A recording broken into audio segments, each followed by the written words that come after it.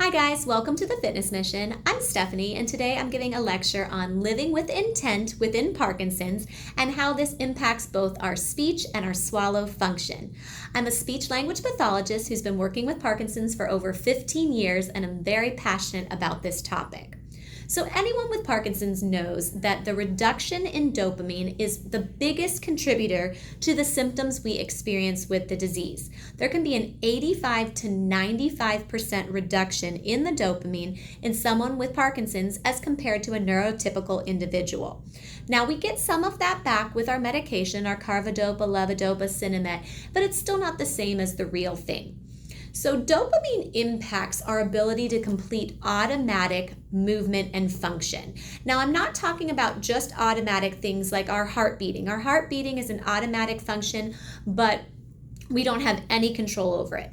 What the dopamine impacts is the things that are both automatic and intentional movement and function. So I'll give you a couple examples of that. Swallowing our saliva, walking when we swing our hands. Those are both things that we do both automatically and intentionally. For example, the swallowing of the saliva. Normally, all throughout the day, I will be swallowing my saliva without even thinking about it. But now that I've brought saliva up, you probably feel the spit in your mouth. I know I most certainly do. And now I just needed to swallow it intentionally. So that is something that gets lost with Parkinson's because of the reduction in dopamine. We're not doing that automatic function, but we can do it intentionally. That's why a lot of people with Parkinson's will build up spit in their mouth, which can then become thick and sticky mucus or start to drool out because we're missing out on some of those automatic swallows that happen throughout the day. Another example is walking when we swing our arms when we're walking. Typically, there's a natural arm swing which helps with balance as we walk. In someone with Parkinson's, the hands are more likely to just kind of stay by the side and not do that gentle movement. That's a task that can be both automatic and intentional, because when I'm power walking the bridge, I get my arms going like this, meaning it's very intentional movement of my arms, but automatically my arms are going to do that natural swing. Those are the things that Parkinson's really impacts. Handwriting. I'm going to show you, this is my natural handwriting. You can see that was from some notes. It's not very good. Yet when I'm with my mom's group, with my church, I'm the one who makes all the signs, because when I do my intentional handwriting, it's big, it's beautiful, it looks great. So again, somebody with Parkinson's, if they just go to write something, chances are it's going to get small and teeny tiny because those automatic functions get impacted by the reduction of dopamine. So what does this mean for us? Well, it means that if we live with intent and purpose with everything that we do when it comes to living with Parkinson's, we can perform every movement and exercise and speech task with so much more accuracy and precision because we're using that intent. And we're going to go into a lot of how that works in the brain as well. So what some of the changes that people experience with Parkinson's for their voice are really impacted because of the fact that typically speech is done in the automatic function, meaning that when I'm just chatting, hey, how's it going? What's up, honey? When I get home from work, how's it going? I'm using just automatic speech. However, when the big boss comes in, all of a sudden, I'm sitting up, my shoulders are down and back, I'm thinking about my smile. As I'm giving this talk, I'm being very intentional about my speech. So I've just gone from this very intentional speech to, hey honey, what's going on? How was your weekend? Back to that automatic function. Well, again, if automatic functions get impacted by the reduction of the dopamine, the speech in automatic, just everyday casual speech is going to go down in Parkinson's. Now, the good news is that we have two systems. We have an automatic system in our brain and an intentional system of our brain. And when somebody with Parkinson's uses the intentional system of their brain, everything is going to work better, including that speech function. So I'm going to show you a little diagram here. Right here, you can see we've got the extrapyramidal system, which is our automatic system, and we've got the intentional system, the pyramidal system. Now, if you look and see these purple spots, that is where the basal ganglia is, and that is actually where the dopamine is produced. Now, you can see over here in this automatic one, there is a lot of connections that go through the basal ganglia.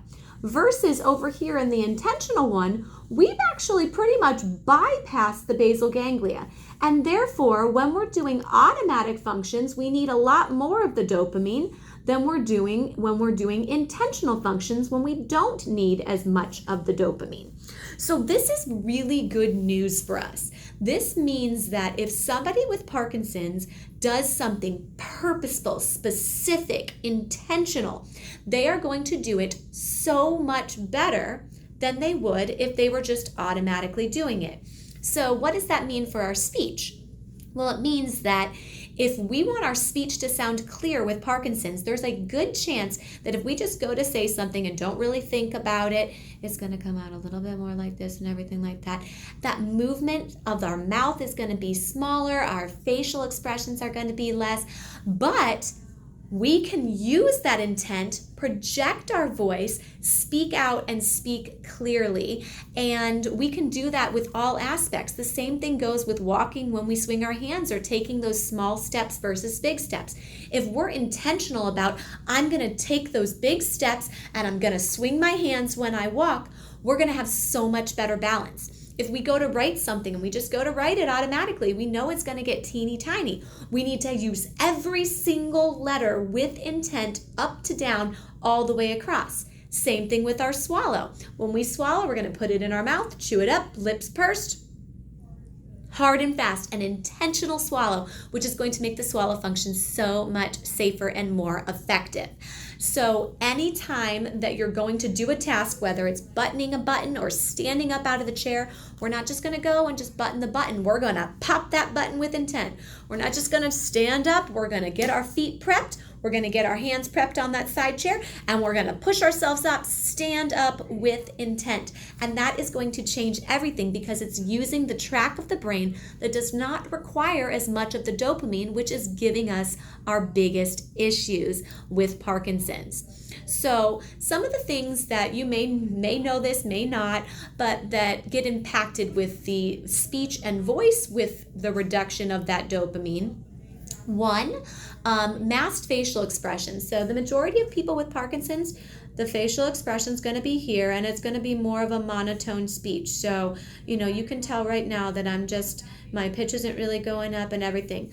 Another thing, my mouth is probably going to be under-articulated, so it's going to be kind of like this. I might be hunched over and they're talking like this and everything like that and really small. And you can tell my speech intelligibility just went way down because the movements got tiny and small and I wasn't using that expression. Another thing, raspy vocal quality. So it can start sounding like this where it's back in your throat like that. That's very common because instead of speaking out, which is what we want you to do, that automatic speech just kind of settles in the throat like this. And then for a lot of people, reduction in volume. And the reason for that is that the biofeedback loop to our brain in Parkinson's gets impacted, meaning that you, if you have Parkinson's, may hear yourself as being much louder than what you actually are. Despite that you're hearing, you can hear other people at the appropriate volume. But when you're doing your own speech, the self-feedback to your brain, that it is off. And what happens is you'll hear yourself talking in what you think is in a normal volume, but it's actually reduced. And then the brain thinks that that level's a normal volume, and it gets reduced, and it can just keep climbing down. So then you think your spouse or your caregiver is losing their hearing, which they might be. You can ask them to get a hearing test. That's okay. But, for so many of my patients, they say, I think my spouse is going deaf. Well, it's actually not that your spouse is going deaf. It's that your volume is getting softer and softer, but your brain is not recognizing it. Now, there is good news. We have treatment that can help. And we actually can see in fMRI studies, which is a functional MRI study, brain studies before and after treatment of speech therapy, that by using that loud, intentional voice, louder than what we would normally do. So when we train above normal. We're going to be doing big, powerful ahs and mamie, mimo, moos and things like that, which you can check out in my other videos. I put up Parkinson's workouts on my channel, and I highly recommend finding a speech therapist to work on this with you. But when we use that really loud voice and train consecutively up here with all of that, we can teach the brain that that is loud and that this right here is normal and appropriate. And then we can actually see the change in the brain afterwards. So at the beginning of when you're starting your treatment, you may feel like you're shouting. You may feel too loud, and nobody wants to talk like this. I mean, that doesn't feel good. But the good news is your brain will make a calibration adjustment and recognize that you're no longer shouting. The downfall is that it will never be automatic for you to use that intentional speech, because remember, the automatic functions don't work as well without the dopamine. So we always are going to have to be very, very intentional with our speech in order for it to be clear. But the good news is that we won't feel annoying forever with the volume of speech. Now, going back to what I said about the monotone speech and the masked facial expression. So right here, I'm actually talking at a good volume, but you can just tell it doesn't sound good and it doesn't seem right and everything is just off. And heaven forbid we are a sarcastic person and we're trying to make a joke or say something with sarcasm. It can come across as really cunning, and people can be misinterpreting that or think they don't like me or they're not interested in my story. It's not that. It's that the way that our facial expression and intonation are coming across are not quite right. So when it comes to speech therapy, the old methodology was just get loud, get loud, get loud. Well, yes, getting loud does help, because if I'm doing this and everything like this, when I get loud, I automatically open up my mouth more and project more. We want to speak out. When I get loud, it helps me speak out, which gets it out of my throat like this when I speak out. But it doesn't help with the fact that not everybody's issue is being too soft. For a lot of my patients, the issue is really just that the speech just sounds too monotone, or that the voice is just a little bit too throaty, but the volume isn't the only problem. So we don't want to just focus on the volume. We want to focus on using that intentional speech.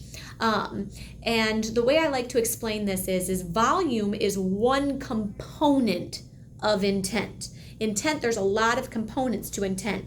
If I want my kids I have an 8-year-old, a 6-year-old, and actually a baby girl on the way. If I want my kids to clean up their room, if I just say, hey boys, go clean up your room, the odds of them doing that, next to nothing. But if I say, hey boys, go clean up your room, I got louder, I showed more intent. They're more likely to go and follow through. However, if I do this, boys, go clean up your room now, I actually just got softer in volume, but I showed more intent. That third one, that's the one that they're most likely to actually go, oh gosh, mom, she means business, and actually go and pick up their toys. So I was showing a lot more intent by that. So it's not just about the volume, it's about being very deliberate and specific, because that's what gets us out of the automatic, where it has to go through the dopamine, and into the intentional, where we bypass those dopamine systems. So some people will say, it feels very uncomfortable and weird to be talking with this intent. Well, that is normal. And this is something I draw on a whiteboard every single time I do a Parkinson's evaluation and explain this concept. So right here, we've got speech, here's our spectrum. Speech that's too soft and monotone, our normal speech, and then speech that's too excited and too loud.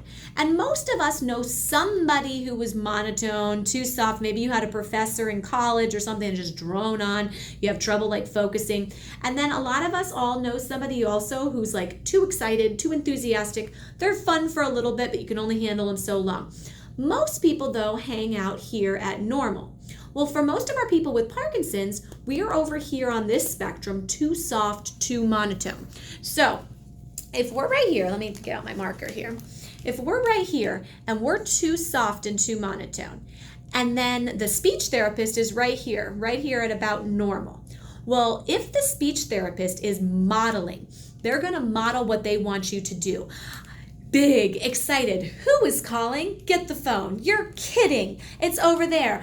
May, me, my. That's probably going to be your SLP if they're a good SLP. So what they're doing is they're going from normal to too big, too loud, too excited, right? Okay, so if you go and you try to mimic exactly what they're doing, it's going to take you right here to normal, because you can only get, this is as big as I can get. You can only get so big, so loud. Well, same thing with somebody with Parkinson's. You can only get so enthusiastic, so loud. And where it takes you, it's kind of weird drawing upside down, is right here to normal. So if you're feeling like you feel weird, well, you should, because I feel weird when I go like this, and that takes me to too big, too loud. When you do that, it takes you right to normal. Now, let's say that you're only doing it part way. So you're sort of matching me, but you're not really taking it to a point of uncomfortable. Well, now, guess what? We didn't make it to normal. We got a little bit better than completely over here at monotone, but we need to feel like every time that we're talking, we are using that CEO voice. We're getting our body into it. We're showing that facial expression changes, because that is what's going to get our speech to sound normal and natural. Plus, the other benefit is that it gets us out of that automatic track of our brain that does not work as well and into the intentional track of our brain that works better. And that when we're in that intentional track of our brain, our whole body works better, not just the speech. Now, this is not just impacting our speech, it's also impacting our swallow. And the reason for that is if you think about it, all of the muscles that are involved in speech and voicing are the same muscles that are involved with the swallow. So think about it. If this is a very typical presentation for Parkinson's speech, hi, my name is Stephanie, and I've been a speech therapist for a long time, and I really enjoy doing this and everything like that. Okay, you can see my mouth movements got small and my volume went down. You can see how much less movement my throat muscles and mouth muscles were getting. Well, those are the same muscles that we use to swallow. So therefore, I mean, if you just did that for a few weeks, it wouldn't be a big deal. But when we start adding on a month, 3 months, 9 months, 2 years, and we're doing this smaller movements of the mouth and throat and voice muscles over time, that is going to make us not use our swallow muscles as much. And if you don't use a muscle, you lose it. Yes, you know the answer to that. You lose what you don't use. So that is where the swallow function starts becoming impacted by how we're using our voicing. Now, the good news is that if you get going with a good exercise program for your voice and you're using the muscles of our mouth and throat and we're speaking with intent, we should be able to pull up the swallow function and maintain it, rather than having it go down, down, down, down, down, like we used to see with people with Parkinson's for swallow impact. So this is really huge, and it's great news. It just means that we have to stay on top of our voice exercises. So when it comes to muscle movement with the voice and the swallow, with Parkinson's, it's not like other diseases that actually make the muscles deteriorate. It is the reduction in amplitude of the muscles that causes the deterioration. Meaning when we do these little small movements of our mouth and everything like that, and we're not moving our throat, those little small movements are what is causing our muscles to decrease. Same thing, if we're going to do that little shuffled gait and small steps, well, now we're not using our leg muscles in that full big steps. That is going to cause our leg muscles to deteriorate. And everything works like that. So we have to think big. We have to think big. So whenever I'm doing my exercises with my patients, I make sure that they're doing big movements and we're going out with big claps and up and overhead, not right here, but all the way out. And the same thing goes for the voice and the speech.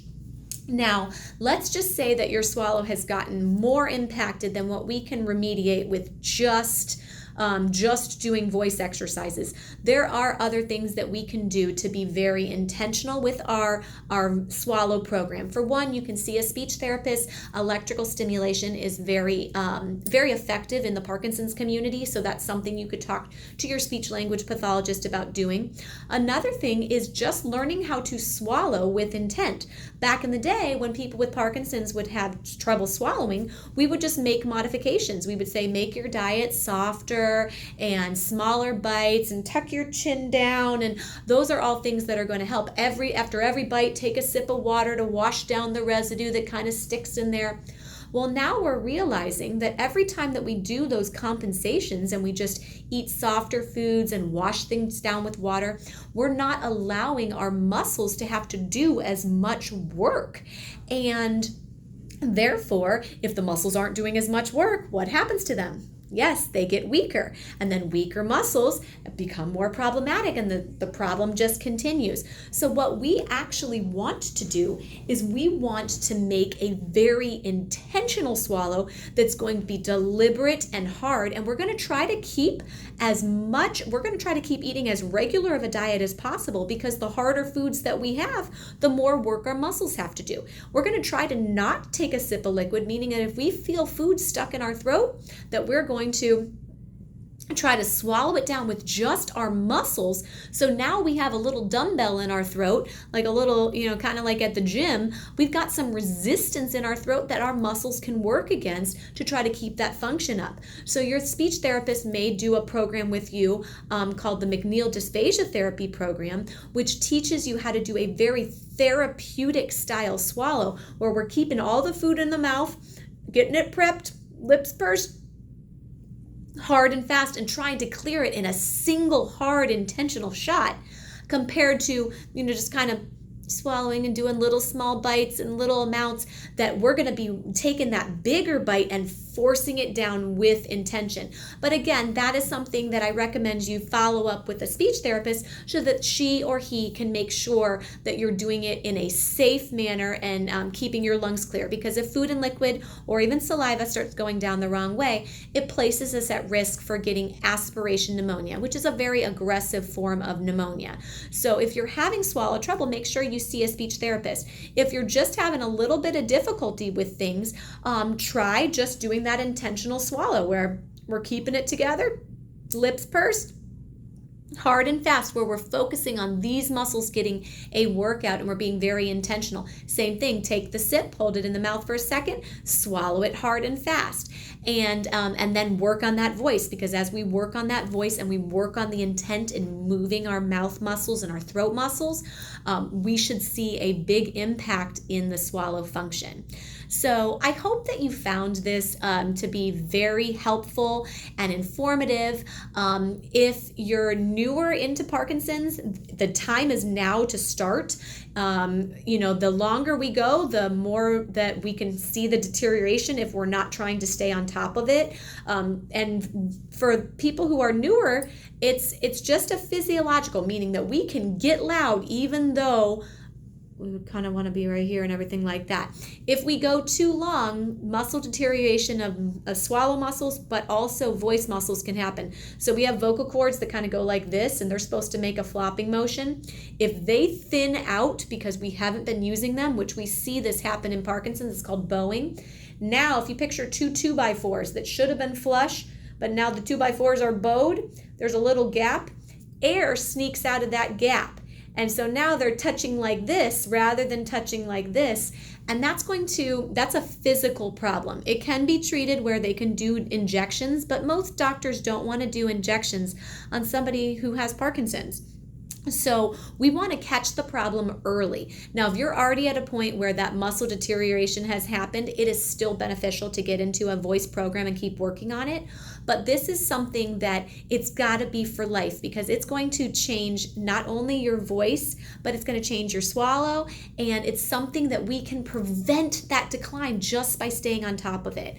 I offer really good resources. I have workouts here on the channel that allow you to be able to work the voice, and I'm actually going to be staying home with my baby for a little bit, and that's going to give me a lot of opportunity to film more workouts, having a little bit more free time since I'm taking a little bit of time off of work to stay home with her. So I'll try to be intentional myself about getting workouts out for you guys, but use those and keep practicing your voice. The Parkinson's Voice Project is a great resource.